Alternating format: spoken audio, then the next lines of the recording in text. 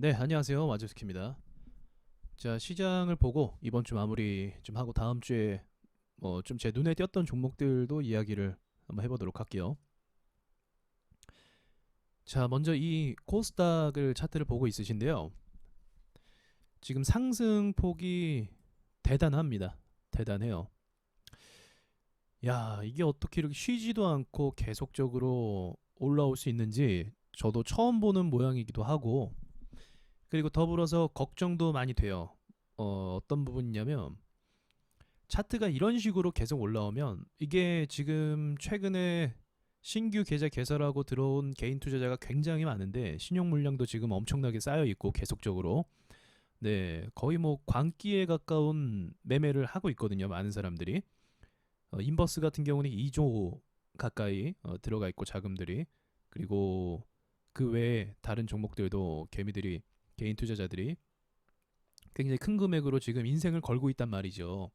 마지막 기회라고 생각하면서. 만약에 이게 전고점을 뚫은 상태에서 이런 모양이 나오면 제가 충분히 그런 이력이 있었으니까 이전에. 그러나 지금 상황에서 어떻게 보면 경제가 무너져가고 있는 상황에서 언론에서 얘기하고 있지는 않지만 실제로 많은 사람들이, 많은 사업자들이 문을 닫고 있고 폐업을 하고 있거든요.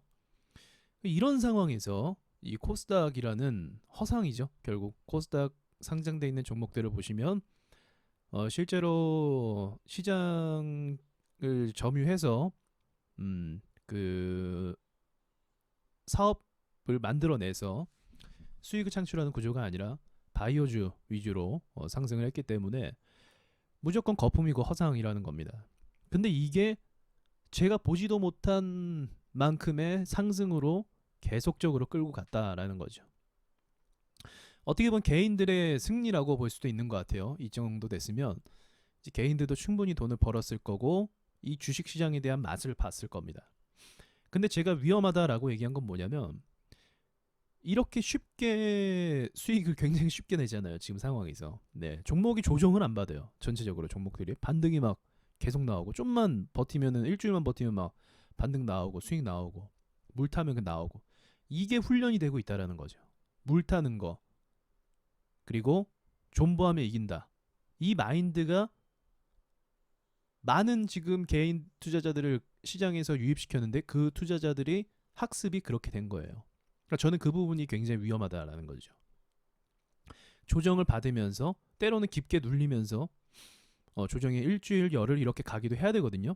이 정도 상승으로 가면 조정이 한 달 정도는 가줘야 돼요. 깊게 빠진다는 조정보다는 보합이나 밑으로 내리는 게 한 달 정도는 가줘야 돼요. 근데 지금 그 시간을 절대 안 주고 있어요. 이게 어떻게 이렇게 가능한 거냐? 이거 세력이 그렇게 만들고 있는 거예요. 제가 세력주를 오랫동안 봐왔잖아요. 세력들마다 규칙이 있어요. 지들만의. 어떤 규칙이냐면 테마가 서로 돌려가요. 근데 제가 봤을 때 한 세력이에요. 그냥 테마만 바뀌지 똑같은 놈들인 것 같아요. 하는 행동이 똑같으니까. 자, 상승을 시켜요. 그리고 나서 개인 투자자들이 들어옵니다. 세력주 얘기하는 거예요. 자, 그리고 나서 상승을 시킨 다음에 개인 투자자가 유입이 되면 그 뒤로 자기네들은 나갈 시간을 마련해요. 그럼 개인 투자자나 이런 다른 투자자, 외인 기관도 마찬가지예요. 다 물려요. 걔네가 들어와 주면서 물량을 받아줍니다. 그리고 이 테마가 끝나요. 테마 하나가 끝난 거예요. 이게 끝납니다. 그럼 다른 테마가 또다시 이런 모습으로 상승을 시키고 또 사람들이 유인하고, 이 텀이라는 게 있다라는 거죠. 그래서 상승장에선 이런 테마가 주도했다가 하락장에선 테마가 없어요. 테마가 없고 물량들이 이제 교체가 되고 다시 쉬었다 이렇게 갑니다. 근데 지금은요, 그런 차원이 아니에요.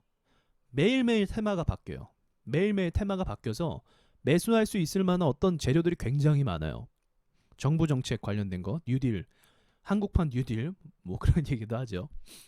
그리고 이제 바이오주, 또 대북주, 또 뭐 있나요? 굉장히 많았어요. 대북주 5G도 한번 떴었고, 그 비대면 온라인 학습, 또 마스크주, 계속 반복하면서 진단 키트주까지 오늘은 계속 번갈아 가면서 그날의 주도주가 다른 거예요. 겹치지 않아요. 달라요. 그럼 생각해 보세요. 그 돈이 어디서 먼저 출발이 했을까? 개인 투자자가 야, 오늘은 진단 키트야 이렇게 해서 다 같이 들어갈까요? 돈들이? 아니라는 거죠. 세력이 먼저 띄어요. 세력 파동이 있습니다. 파동으로 뛰어요. 그러면 개인들이 그때 들어와요. 그걸 보고 나서 들어와요. VI를 건다든지 아니면 정고점 돌파를 해준다든지 아니면 뉴스나 재료를 띄운다든지 세력들이 올리는 개인들을 끌어들이는 전략은 굉장히 많습니다. 개인들이 좋아하는 차트들이 있거든요. 뉴스도 굉장히 좋아요. 그 뉴스 필수예요. 재료 같은 거. 자, 그런 모든 것들을 동원을 해갖고 개인들을 지금 매일매일 유혹을 하고 있다는, 그게 지금 시장의 실체예요. 굉장히 위험한 거죠. 위험해요. 학습 자체가 지금 개인 투자자들이 그냥 오른다. 한국 시장은 지금 최고다. 지금 국뽕도 엄청나요. 이제 한국이 지금 코로나에서 벗어났고 기업들이 마치 살아있을 것 같은 것 마냥. 근데 실체를 까보면은 분기 실적이나 재정 적자나 그리고 이제 또 국가 부채가 굉장히 증폭되고 있는 상황인 거죠.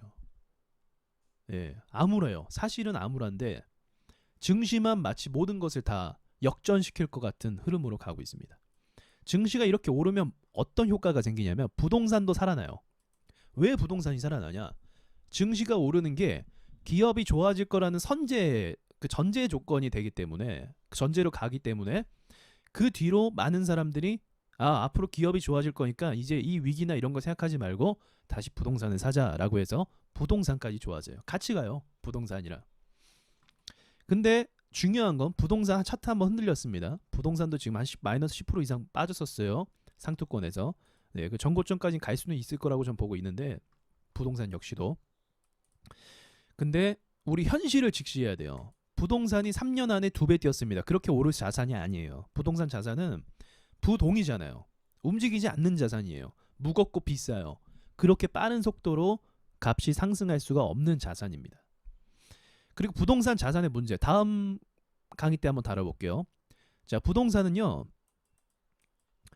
부동산은 이거는 많은 사람들이 부채를 끼고 매수를 한단 말이죠. 그죠? 제가 그전에 말했듯이 주식 같은 경우는 신용미수 이런 게 금방 회전이 되지만 부채라는 건 이제 부동산 부채가 제일 많죠. 근데 부동산을 비싼 값에서 사갖고 부동산 값이 떨어지면 재산이 반토막 나버리는 거예요. 그리고 부동산이 박살났다라는 건 경기가 실물 경제가 안 좋아졌다라는 건데 이자를 납입할 수가 없기 때문에 실제로 살 수 있는 사람도 줄어들고 폭락 속도가 굉장히 빠릅니다. 부동산은 호가로만 빠지니까 폭락이 굉장히 빨라요. 그게 굉장히 위험해요. 그래서 단번에 2배 뛰었다라는 건 말이 안 되는 가격이죠. 경기가 좋아져서 2배가 오른 것도 아니고 인구가 폭증해서 인구가 많아져서 2배가 오른 것도 아니고 단순히 정부 정책이나 투기에 의해서 올랐기 때문에 그 투기꾼들이 파는 순간부터는 지옥이 시작된다라는 겁니다. 어쩔 수 없어요. 근데 증시마저 지금 지옥 구간을 만들고 있다라는 거죠. 그럼 증시가 왜 이렇게 오르느냐? 한국 경제의 어떤 지원이나 어떤 정부 정책에 따라 아니에요. 나스닥 때문에 그래요. 나스닥이에요, 무조건. 나스닥이 상승 효과를 지금 전 증시를 끌어들이고 있습니다. 나스닥 이런 상승도 거의 미쳤다라고 볼 수가 있는 거죠. 제 예상도 완전히 깨졌어요. 모든 전문가들의 예상이 다 깨져버린 거죠. 우리 폭락할 때 제가 라이브 방송할 때도 이 나스닥에 대한 분석을 할 때도 뭐 많이 올라봐야 정말 많이 올라 8,000포인트 언저리 이렇게 얘기를 했고 많은 사람들이 여기에 대해서 이제 그것도 너무 많이 오른다 이렇게 얘기했어요. 코스피 같은 경우는 1,800 같은 경우 얘기했고 근데 그런 많은 사람들의 생각을 무시하고 올라갈 수 있었던 이유 이제 명목상으로는 저기 이제 미국 정부에서 모든 정급 그러니까 이제 등급이 낮은 채권까지도 회사채 등급이 낮은 채권까지도 다 매입을 해주겠다라고 선언을 했죠. 그 이후로 주가가 반등이 좀 좋아지긴 했어요. 근데 그 뒤로 사실은 딱히 호재가 없어요. 미국 코로나 확진자 수 보면요. 진짜 깜짝 놀래요. 매일매일 2만 명 이상씩 감염이 되고 있습니다. 저도 볼 때마다 체크를 하거든요. 엄청나요. 그럼에도 불구하고 증시는 계속 오르고 있고 경제 재개를 한다고 하는데 지금 이 상태로 경제 재개하면 우리나라도 이번에 지금 그 클럽에서 코로나 터져갖고 지금 확진자 늘어나고 있죠. 굉장히 그 안 좋은 소식이죠. 우리나라에게도. 네, 순식간이잖아요. 코로나 터지는 게 우리 경험했잖아요. 저기 신천지 때문에. 나스닥도 마찬가지예요. 이것도 경제 재개하는 순간 어떻게 폭발할지 모른다라는 리스크가 있는데도 불구하고 주식이 오르고 있습니다. 오르고 있어요. 그럼 이 오르는 건 뭐죠? 사실 정상적으로 오려면 정상적인 투자라고 한다면 관망이 맞아요. 관망하면 어떻게 되죠? 증시가 박스로 가거나 조정을 갑니다. 그리고 나서 상황이 전개되는 걸 보고 다시 매수세가 들어와서 다시 올라가고, 이게 정상이에요. 이런 흐름이. 근데 나스닥이 이렇게 상승한다라는 건 이거 역시도 마찬가지로 묻지마 투기가 벌어지고 있다라는 거죠. 이 한국에 제가 이번에 깨달았는데, 한국에 돈 많은 사람들이 꽤 많은 것 같아요. 정말로 우리나라가 잘 사는 나라 맞는 것 같아요. 증시를 이 정도로 끌어들일 수 있는, 이 정도로 부양할 수 있는 개인들의 자금 여력에 제가 한번 놀라긴 했습니다. 그러나 이제 이 영상의 결론은 뭐냐면, 이런 것들이 다 거품이라는 거예요. 우리가 예상하지 못한 가격까지 온 건 맞아요. 최종 라인까지도 온 건 맞고요. 그러나 이 자체를 믿어서는 안 된다라는 말씀을 드리고 싶은 거예요. 이 자체를 믿어서는 안 된다. 주식은 원래 이런 게 아니에요. 처음 하시는 분들이 많기 때문에 뭐 개소리 하는 거야, 지금 시장 얼마나 좋고 지금 경제가 살아날 건데 이라고 얘기하는 분들은 오히려 아무것도 모르는 분들이에요. 시장이 이전처럼 살아나기를 생각한다라는 건 굉장히 틀린 생각이고, 그건 옳은 생각이 아니고, 시장은 이전보다 더 안 좋아질 겁니다. 어쩔 수가 없어요. 어쩔 수가 없어요. 왜냐하면 대외적인 의존도가 높은 우리나라의 경우는 물건을 팔아야 돼요. 팔아야 돼요. 사줄 애들이 없는 거예요. 미국 같은 경우는 지금 미국이 더 심각해요. 우리나라보다. 왜 심각하냐면, 뭐 실업자 수 보셨죠? 기본적으로 미국 사람들은 저축 마인드가 없다고 하더라고요. 저축 마인드가 없기 때문에. 그 말은 무슨 말이냐? 당장 오늘 벌어야 돼. 당장 오늘 벌어서 물건을 사고 수요를 해줘야 되는. 그래서 얘네가 지금 그 총 들고 굉장히 예민해져 있는 상태예요. 지금 총기 사건도 막 나오고 있잖아요. 마스크 왜 안 썼냐? 나가라 하니까 총 쏴버렸잖아요. 2번이나 벌써 그런 일이 생겼잖아요. 그러니까 그걸 뭘 어떤 걸 의미하냐면 굉장히 예민해져 있다라는 거죠. 지금 경제적으로 상황이 좋지 않으니까. 그럼에도 불구하고 지금 모든 자산이나 모든 지표는 다 하락을 보고 있는데 이 증시만 상승하고 있다라는 건 좋아진다라는 기대감보다는 이걸 통해서 뭔가 더 이 수익을 얻어야겠다라는 그런 투기적인 자금이라고밖에 볼 수가 없습니다. 정상적인 투자자라고 한다면 이런 타이밍에 매수 안 해요. 매수 안 해요. 이거 조정 기다립니다. 계속적으로. 네, 조정 기다리는 게 맞는 거고. 네, 아무튼 뭐 저는 이 정도까지 얘기 드릴 수 있을 것 같아요. 그래서 이 시장에 대해서는 일단 앞으로는 이제 하락이 되면은 이제 이렇게 올라가는 이상 이 투기 심리를 막을 수가 없어요. 막을 수가 없어요. 이제 투기 심리라는 거는 이렇게 가파르게 상승할 때 정말 많은 투자자들이 들어오게 됩니다. 더 많은 투자자들이. 그래서 지금 앞으로 돈들이 더 유입이 될 가능성이 높아져요. 이 정도까지 오면은. 근데 이제 앞으로 결국에는 이 거품이라는 건 빠질 수밖에 없는데, 그 빠지는 상황에서 제가 영상으로 좀 피드를 해드릴게요. 지금은 어쨌든 우리가 원칙대로 정리해 나가는 게 맞았던 거고, 언제 그런 폭탄이 터질지 모르기 때문에.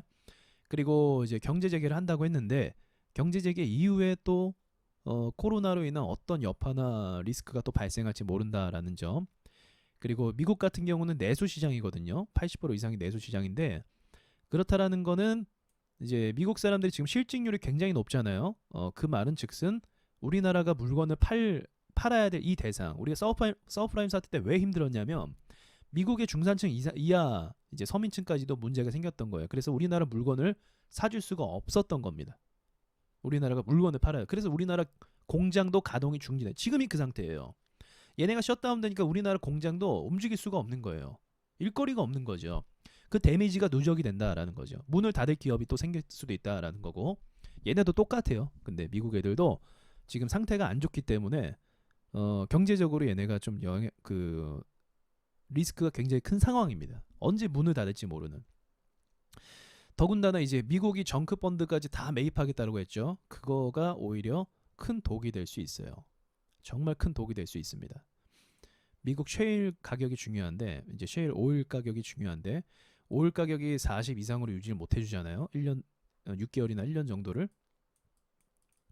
그러면은 이제 셰일 업체들이 대부분 도산을 할 겁니다. 대부분 부도를 선언할 거예요.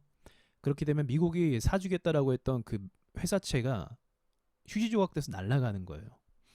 그러면 증시는 말할 것도 없고 세계 경제적으로 대단한 문제가 터질 가능성이 높습니다.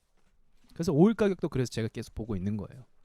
지금 그러니까 제가 여태까지 여러 이제 시황에 대해서는 많이 말씀드렸지만 제가 여태까지 봤던 상황 중에 가장 큰 위기거든요.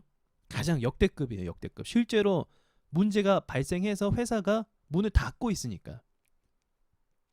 셰일 업체도 그렇고 항공사도 그렇고 부도를 선언하고 파산 신청이 들어갔으니까. 그 전의 위기는 이제 그런 거죠. 위기가 터질 거야 라는 이런 압박감, 그런 것들 있잖아요. 일본과 사이가 안 좋아져서 우리나라 수출을 막겠대, 이런 거. 그래서 실제적인 기업이 무너지는 거. 무너지진 않았죠. 근데 무너지진 않았지만 무너질 것 같은 거. 그 정도의 위기를 벗어나서 이제는 많은 기업들이 현재 문을 닫고 있고 개인들도 지금 파산 신청을 많이 하고 있고 이런 상황이라는 거죠. 원래 경제가 안 좋았어요. 이제 우리나라도 그렇고 세계도 글로벌 경제가 다 좋지 않았어요. 중국 애들이 중국 측에서 이제 무역 전쟁 걸었고 미국이 더불어서 중국 경제가 휘청거리고 있는 상황이었고 경제 성장률이나 이런 것들이 떨어지고 있는 상황이었고 이게 다 포함이 된다라는 겁니다. 그래서 제가 봤을 때 역대급 위기인데 참 이 역대급 위기이기 때문에 여러분들한테 보수적인 그 안내를 해드렸던 거예요.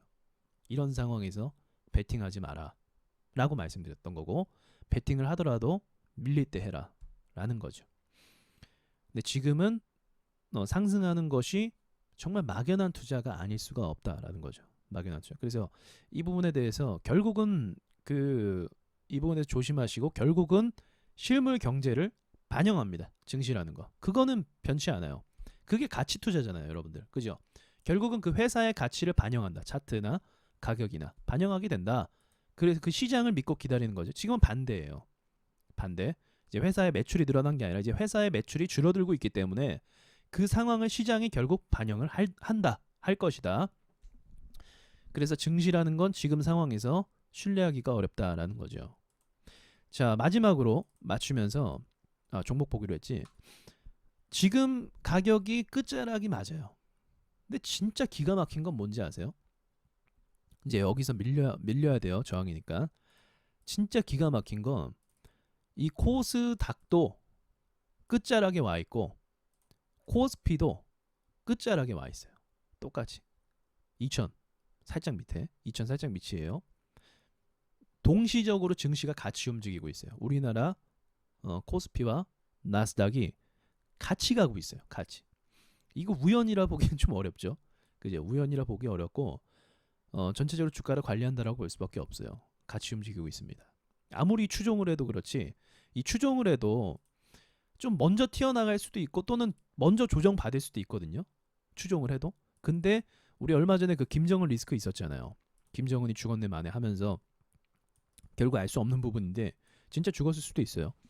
알 수 없는 부분인데 지금 급락을 증시가 했었단 말이죠. 우리나라 증시가. 근데 이게 되게 이게 정말 일반적이지 않은 상황이 뭐냐면 코스닥 같은 경우는 5%가 빠졌어요. 증시가. 거기다 평범한 위치에서 빠진 게 아니고 증시가 과열과 상투 그리고 저항 자리에서 5%가 빠졌습니다. 그럼 5%가 빠졌다라는 거는 돈들이 보통 나간 게 아니에요. 다 도망친 거예요. 근데 그날 바로 3%가 또 올라버렸어요.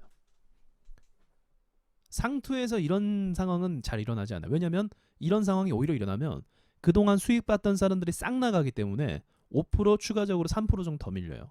그게 일반적이에요. 그게 여태까지 제가 봐왔던 코스닥이에요. 제가 코스닥을 얼마나 많이 분석을 했습니까 그동안. 그죠? 그래서 2% 나오는 마이너스 2% 찍으면 보통 돈들이 나간 게 아니기 때문에 매도를 무조건 쳐라 라고 얘기했던 것도 다 그 원리에 맞았던 거였잖아요. 이럴 때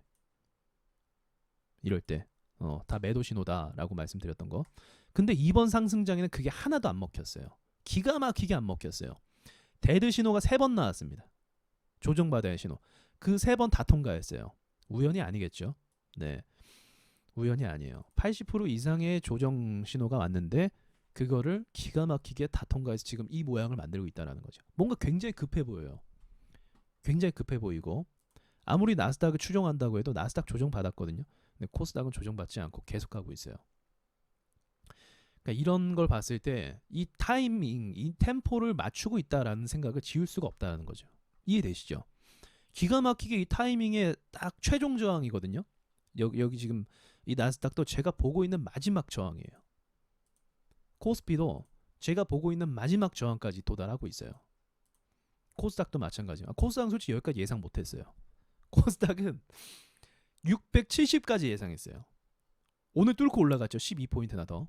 근데 그 위에까지도 여기도 저항이긴 하죠. 그러니까 템포를 얘네가 맞추고 가고 있는 거예요. 딱딱딱 자리를 맞추면서 김정은 리스크 때문에 밀려도 한참 밀려야 되는데 바로 회복해주면서 네, 아직 죽었네 사내도 모르는 상황에서 바로 매수 들어와서 회복해주고 계속적으로 자리를 맞춰주고 있다라는 거죠. 그러니까 세력이 어떤 꿍꿍이가 있다라고밖에 볼 수밖에 없어요. 그러니까 더욱더 조심하라고 말씀드릴 수밖에 없는 거고요.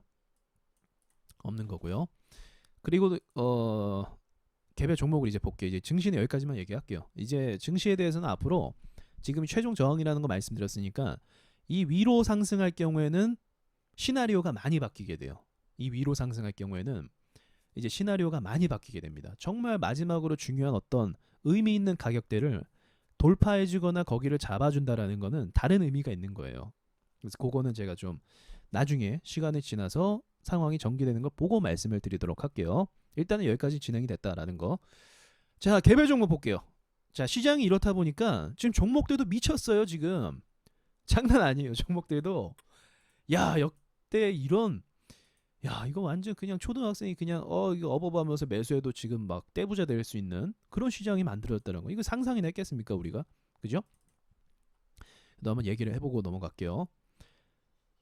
참 오죽하면 화천기계까지 등장했습니다. 이제 조국 관련주였는데 이게 화천기계까지 등장을 하면서 그동안 이름 날렸던 애들은 다 나오고 있어요. 그동안 예전부터 이제 저기 이름 있었던 친구들은 지금 다 이제 한몫했던 애들 옛날부터 인피니티 헬스케어도 마찬가지고 그리고 이제 그 비트코인 관련주들까지도 지금 예술이죠. 차트가 와 거래량 없이 올라왔어요. 제일 무서운 거예요. 폭락하죠. 하한가 나오고 자 거래량 없이 올라왔고 좋은 사람들도 지금 계속 치고 있어요. 좋은 사람들도 유명했죠. 대북주 그러면 대표적인 대북주인데 이상하게 좀 움직임이 별로 없네요. 이번에는 그래서 종목 중에 지금 주목해야 될 만한 종목이 제가 봤을 때는 대북주가 좀 괜찮았어요. 대북주 차트가 움직임이 이게 규모가 지금 작지 않아요. 돈 규모가 오늘 거래된 금액만 해도 아난티만 해도 5천억이 거래된 5천억이 거래됐습니다. 이땐 7천억. 자 이게 감 잘 안 오시죠? 이게 어느 정도로 좀 제가 웃음이 나올 정도라고 보면은 역대급이에요. 역대급. 거래 대금이 역대급. 이때 짐 로저스가 6천억이에요. 이때도 한창 오를 때도 6천억. 상투에서도 이때 짐 로저스가 대한민국 주식 중에 대북주 아난티를 사야 된다는가 뭐 아무튼 나발인가 해갖고 샀다가 짐 로저스 때문에 엄청나게 돈이 붙었고 짐 로저스 손절했고 그랬었어요. 정은이를 믿어서 안 되는데 잘못 믿었죠. 예, 그랬던 애가 지금 이 밑에서 지금 이 가격이 돌고 있다라는 거예요. 그러면 지금 감이 오시죠? 이 시장이 얼마나 지금 미쳤는지 알 수가 있는 부분이에요. 대북주로 우리나라가 떠들썩했었습니다. 이때 떠들썩하고 실제로 근데 대북주는 상투권이라서 더 거래 대금이 많이 터질 수밖에 없어요. 위로 가면 갈수록 투기꾼들이 나타나기 때문에 단타 세력이나 뒤늦게 들어오는 사람들이 있기 때문에 거래 대금이나 거래량이 폭발해요. 폭발. 역대급으로 폭발합니다. 그 폭발했던 게 지금 폭발을 또 하고 있다라는 거죠. 엄청나죠? 이때 한 방의 상한가인데 7천억, 8천억 가까이. 다시 말하지만 보통 시장에서 7천억, 8천억 터지는 종목 거의 없어요. 거의 없어요. 더불어 이 한 종목만 그런 것도 아니고 유비케어 보세요. 유비케어. 얘도 7천억입니다. 아니 무슨 7천억짜리가 두 개나 터지고 앉아 있어. 이게 지금 시장 이게 진짜 웃긴 거예요. 제가 못 봐던 여태까지 보지 못했던 시장이었기 때문에 더 이러는 겁니다. 거래량 보세요. 역대급이잖아요. 얜 상투라서 이런 것도 있고 이제 전고점 뚫기 때 원래 거래량이 얘가 3천만 주 정도 많이 발생하면은 그런 주식인데 지금은 완전 그 2배를 따블로 치고 있죠. 뭐 얘만 그런가요? 얘만 그런가요? 아니죠. 지금 또 오늘 미친 듯이 올랐던 종목 하나 잠깐만요.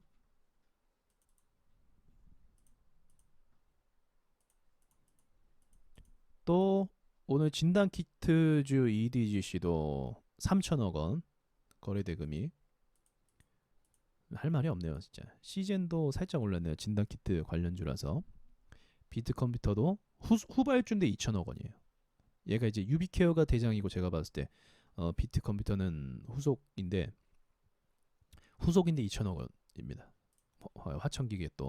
화천기계도 이거는 정말 지독한 세력주예요. 지독한 세력. 그래서 얘를 공략할 거면 얘는 그냥 폭락할 때 사야 돼요. 폭락할 때. 알겠죠?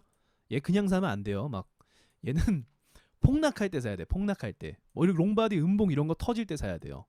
워낙에 이제 그 이렇게 미는 걸 좋아하는 종목이라서 이게 쉽게 사면은 상투에서 엄청나게 물려버립니다. 그래서 제가 보고 있는 게 이제 대복주고요. 그리고 이제 비트컴퓨터나 이제 유비케어 이런 애들은 재료가 제가 알기로는 소멸된 걸로 알고 있거든요. 이게 그 정부 정책 관련주잖아요. 그죠? 한국판 뉴딜 뭐 이런 거 관련주인데 그 이제 원격 의료에 대해서는 뭐 제외하겠다 이런 얘기가 돌았어서 이제 하한가 가까이 맞았었는데 상투부터는 이제 고점에서부터는 하한가 가까이 맞았죠. 근데 오늘 상한가 갔어요. 대단합니다. 이게 하한가 금액이 지금 5천억 터졌는데 5천억 나갔는데 7천억이 또 들어와 버렸어요. 돈들이 바로 교체가 된 거죠. 이게 지금 시장의 모습을 나타낸다고 볼 수 있어요. 그래서 제가 보는 지금 관점은 뭐냐면 이 정도의 돈들이 아직은 들어오고 있기 때문에 돈이 들어온다는 거. 자, 쉽게 얘기하면 돈들이 시장에서 막 돌잖아요. 돈들이 마치 흘러 넘치는 막 7천억씩 이렇게 치고 있잖아요. 이게 웃기죠. 이렇게 치면서 막 돈들이 돌아오면은 시장이 일시적으로, 그러니까 단기적으로는 방어가 잘 돼요. 그래서 상승장이 좋은 거예요. 방어가 잘 됩니다. 대신에 어느 순간이 제일 위험하냐면 이제 이렇게 돈들이 크게 쳤던 종목이 하한가 맞거나 추세가 꺾이거나 고점에서 긴 꼬리를 달거나 그 순간부터가 증시 위기라고 볼 수가 있어요. 조정장의 시작. 그러니까 시젠을 기준으로, 근데 시젠이 그런 신호가 나왔었는데 이 뒤에 바턴 터치를 엄청 종목들이 많이 해줬죠. 자, 보시면 상투권에서 꼬리를 길게 다는 이런 것들 뚫기 힘들어요. 저런 거 나오면 죽음입니다. 죽음. 이런 신호가 나오면 시장이 꺾이는 신호예요. 그럼 날짜를 봤을 때 한 3월 27일 정도니까 3월 27일 여기네요. 여기. 그러니까 저항 부근 맞죠? 네, 저항 부근에서 이제 시장이 조정 타이밍으로 들어가는 게 일반적이죠. 근데 이때 다른 테마가 셀트리온에 이런 애들이 바턴 터치 해줬어요. 아마 이것도 많이 샀을 거예요. 그죠? 3월 27일 이후로 얘가 이제 바턴 터치하면서 신고가 막 이렇게 뚫어주면서 갔습니다. 그래서 이제 이 종목도 요것도 관심 있는 분들 많을 텐데 이 종목도 원래 그 시가총액이 크기 때문에 엄청 크기 때문에 이 거래 대금이나 거래량도 엄청나요. 이 종목이. 근데 웃긴 거는 지금 이런 종목도 이거 7천억이잖아요. 얘도 7천억 뭐 애들 장난이네 얘기하다 보니까 이런 종목 거의 없거든요. 그러니까 아무튼 이렇게 왔는데 지금 보합권에서 추세 살려주고 있으니까 얘가 만약에 진짜 얘가 한 번 더 치고 간다. 그러면 시장이 또 위로 가는 거죠. 어쩔 수 없이 위로 가는 거죠. 그러니까 세력들이 얘를 여기서 올려주냐 마느냐가 되게 중요해요. 그럼 시장이 한 번 더 위로 가요. 한 번 더 위로 가면서 시나리오가 많이 바뀌게 돼요. 이렇게 되면은. 자, 그리고 또 오늘 올랐던 상한가 종목 있었는데